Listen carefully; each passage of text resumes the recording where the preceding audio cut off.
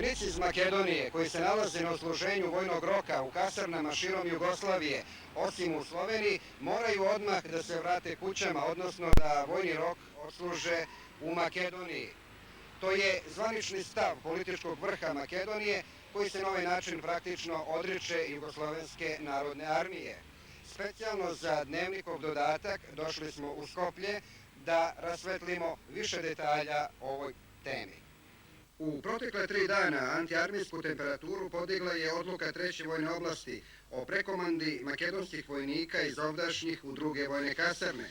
To je izazvalo revolt roditelja i antiarmijske demonstracije pred sobranjem Makedonije. Ta prekomanda nije učinila ravnodušnom ni makedonsku vladu, ni parlament. Donete su dosta oštre odluke koje su dostavljene i Generalštabu Jugoslovenske народne армije. Владата, поажајќи оставовите и мислењата на Советот за прашањата на народната одбрана, усвоени и од Собранието на Република Македонија, на седницата одржана на 17.9.1991 година, Naša vlada, polazeći od stavova i mišljenja Saveta za narodnu odbranu, koje je usvojilo i Sobranje Republike Makedonije od 17. septembra, traži da se vojnici iz Makedonije, koji služe vojni rok u drugim republikama, hitno vrate na dosluženje u Makedoniju. Vlada Makedonije ukazuje na eskalaciju nezadovoljstva krajnje zabrinutih roditelja i želi da spreči posljedice tog njihovog nezadovoljstva. Zbog toga naša vlada traži sastanak sa predstavnicima Generalštaba Jugoslovenske narodne armije i 3. vojne oblasti. Владата поради тоа бара итен состанок со представници од Генералштабот на JNA и 3. војна област. Komanda 3. vojne oblasti nije ničim doprinela da se tenzija u Makedoniji po pitanju napada na JNA poveća.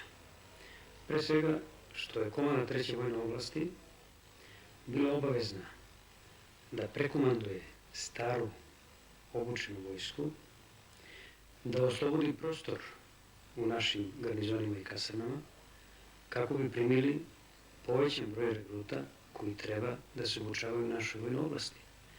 To je i humani gest, zbog toga što mlada generacija regruta koja treba da ide u jedinice 5. vojne oblasti sada dolaze kod nas. I to je, ponavljam, humani gest prema mladim vojnicima, neobučenim, da se ne upućuju u takva krizna žarišta gde se i puca.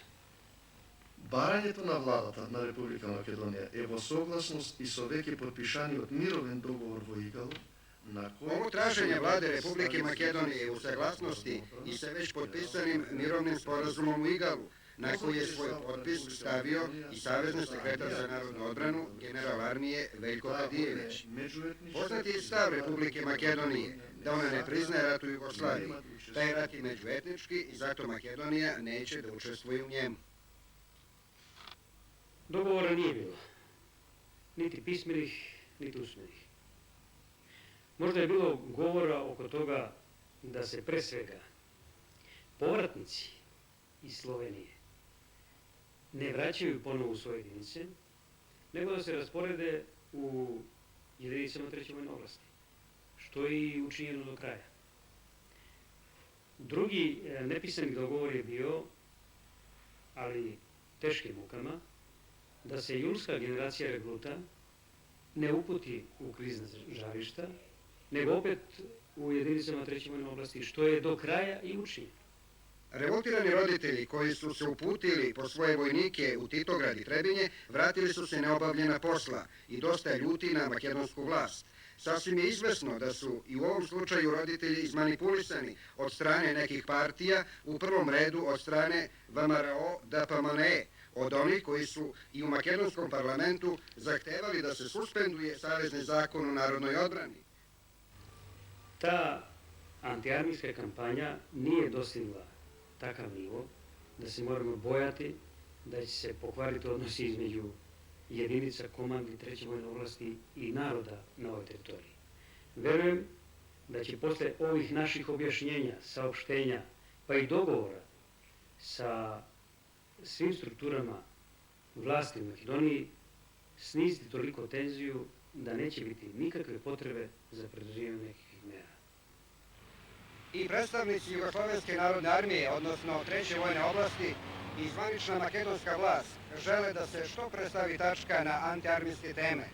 Da li će do toga doći, za sada je i neizvesno i nezahvalno prognosirati.